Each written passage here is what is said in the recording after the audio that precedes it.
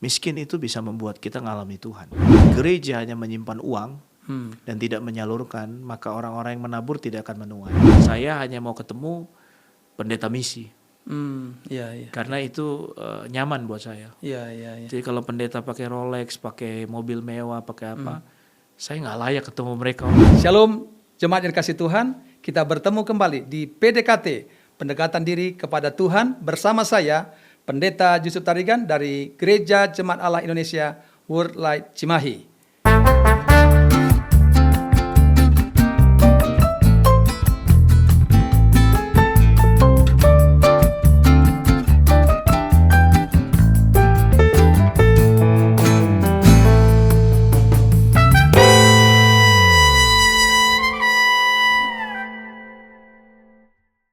Di hadapan Tuhan ya, saya bersyukur ya karena waktu kita merintis gereja itu, jadi gereja kita minus hampir 2 tahun. Oh iya. Lalu sebelum gereja itu Tuhan berkati, saya dan istri komitmen untuk tidak mengambil uang, gaji perpuluhan, persentase, persembahan, apapun itu saya tidak ambil. Tapi memang kerinduan, karena juga yang pertama tidak bisa diambil, yang kedua betapa jahatnya saya karena jemaat itu pemulung, orang-orang susah, waria tua. Kalau saya ngambil uang cuman buat diri saya, wah betapa jahatnya saya. Dan itulah yang membuat kita bisa konsisten adalah dalam kondisi penderitaan, Om. Jadi nggak punya uang banyak, cuman Tuhan kasih satwa sederhana. Nah, itu buat saya suatu hal yang dimana kita tetap menangis dan berlutut di hadapan Tuhan. Kalau mungkin Tuhan kasih lebih, saya manusia juga bisa jatuh. Tapi saya bersyukur dengan berkat yang sederhana ini justru bisa menjaga hati kita. Akhirnya kita ngandalin Tuhan tuh, ya memang tiap minggu itu kan harus bayar. Harus ini, harus itu. Jadi karena gereja waktu itu kan gak ada uang. Jadi saya putuskan 4 tahun lalu dalam pembangunan, saya dan istri yang membangun untuk panti dan juga gereja. Sehingga kita hanya mengandalkan lutut dan air mata. Lalu juga kalau misalkan pelayanan ya, kalau Om undang, gereja lain undang, itu saya akan kembalikan ke gereja. Jadi kalau ada yang melarang saya pelayanan, ya kalau kamu nggak kasih uang, saya nggak akan berhenti. Saya tetap melayani. Kecuali kamu kasih berkat, saya ya nggak pergi gitu. Mas, mau larang-larang pelayanan, nggak kasih apa-apa, mau ngapain? Tetap jalan saja terus. Tetap jalan terus. Kan yang saya lihat manusianya, bagaimana orang terus ketemu Tuhan. Karena gini Om, miskin itu bisa membuat kita ngalami Tuhan. Kekurangan, gak punya apa-apa, gak ada satupun yang bisa kita andalkan. Betul.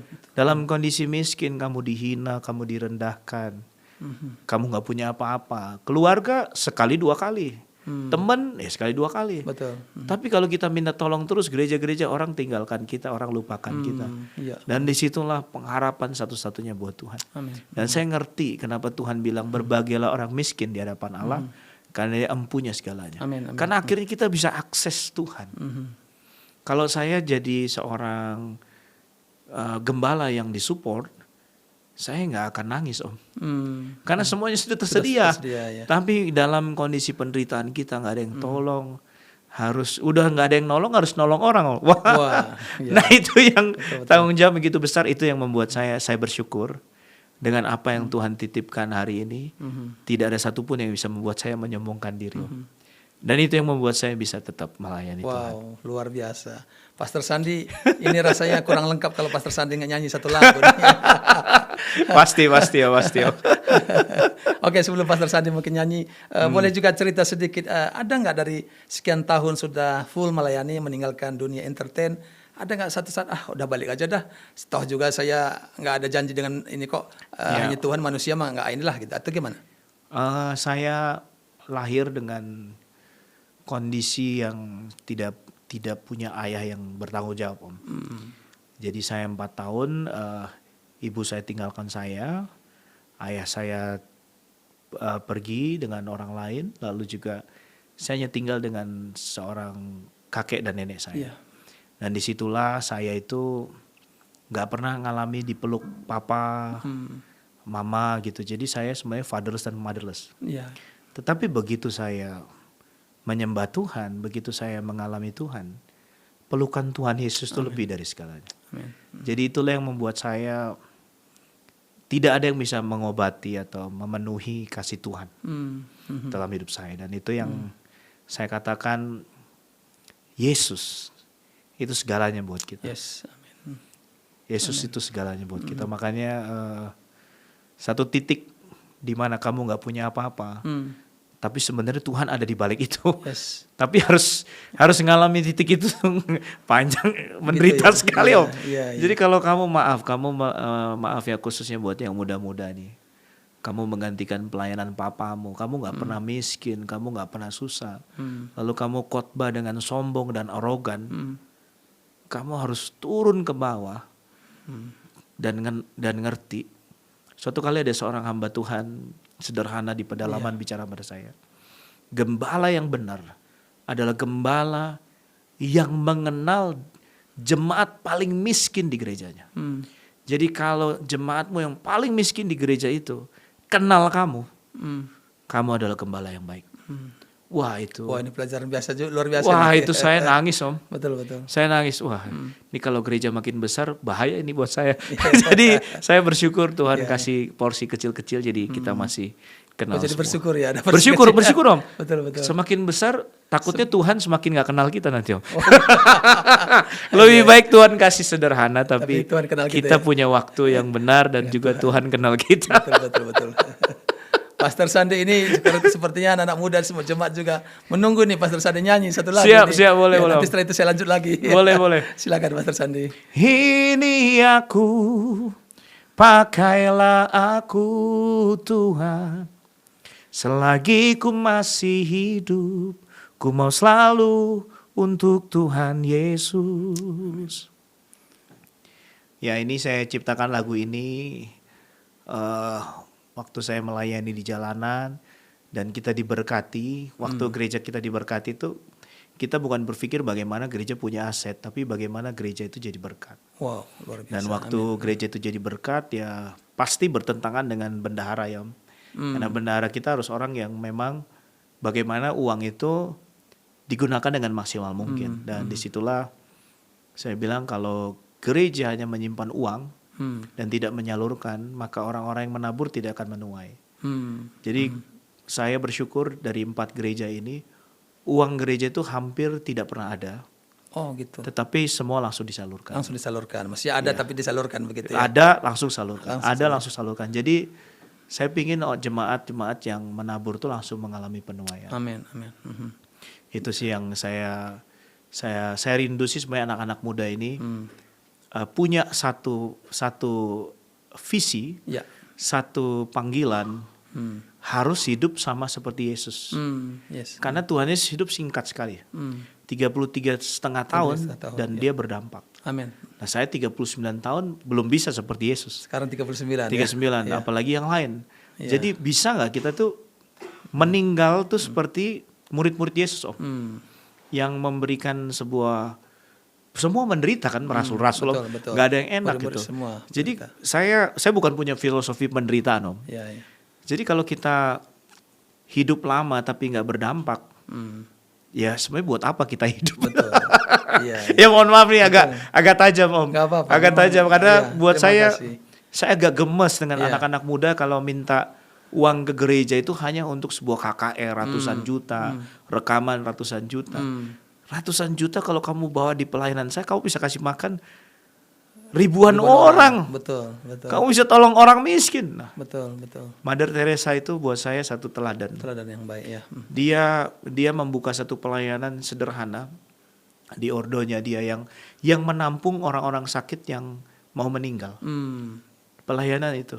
Orang-orang sakit yang mau meninggal ya. Iya, dia tampung semua dan meninggal di situ mau agama apapun itu atau apa. Betul. Dan kita gereja ini kehilangan misi itu. Iya. Kemanusiaannya. Kalau mau ditolong harus ikut pemuritan dulu atau apa. Itu rasanya keburu meninggal duluan. Kamu tidak layak jadi pendeta. Mungkin pendeta di mata organisasi, tapi di mata Tuhan. Matius 25 ayat 40 Tuhan berkata, apapun yang kau lakukan bagi salah saudaraku yang paling hina ini, engkau melakukan buat aku. Saat aku lapar, saat aku haus, saat aku telanjang, Engkau berikan pakaian zakat, aku di penjara, saat aku sakit. Tuhan udah kasih role model, Om. Matius 25 itu buat saya yang pertama Tuhan bicara tentang 5 gadis bijaksana. Ya, lalu juga Tuhan bicara tentang yang 40 ini dia adalah raja ya, yang menyamar itu, dan juga satu lagi tentang talenta. Kalau kita Matius 25 saya tidak mengerjakan yang paling penting tentang hal kerajaan surga ini. Saya pelayanan kita hanya ngikutin luar negeri bikin apa, Indonesia bikin apa. Luar negeri sebenarnya banyak gereja-gereja misi, Om. Assembly of God, Bala Keselamatan. Itu gereja itu memberi makan orang miskin, menolong orang susah. Nah, itu yang buat saya gemes dengan calon-calon penerus atau apa ini, punyalah hati untuk turun ke jalanan, jadi berkat, keluar dari kenyamanan, lalu tolong orang-orang susah, bikin sekolah gratis, bikin PAUD gratis, tolong jemaat-jemaat susah. Program-program yang bukan hanya membakar api, tapi program-program yang menjadi misi kasih nyata. Itu sih kalau saya ya, Om ya. Wow, puji Tuhan. Ya. Puji Tuhan. Karena kalau saya nggak bicara ini, nggak ada yang bicara. Jadi lebih baik sebelum saya mati saya bicara ini. Mungkin hari ini orang tidak dengar, tapi mungkin suatu hari saat podcast ini ditayangkan orang mikir, dan ini menyadarkan. Apakah suatu hari Tuhan bertemu kita tersenyum dan berkata, baik sekali hambaku. Nah, itu kan belum tentu, Om. Belum tentu kan, belum tentu. Tapi dampak apa yang kita ini? Ya itu yang saya hari-hari ini, dan saya hanya mau ketemu pendeta misi. Karena itu nyaman buat saya. Jadi kalau pendeta pakai Rolex, pakai mobil mewah, pakai apa, saya nggak layak ketemu mereka, Om. Karena kita melayani orang susah. Nanti hati kita berubah.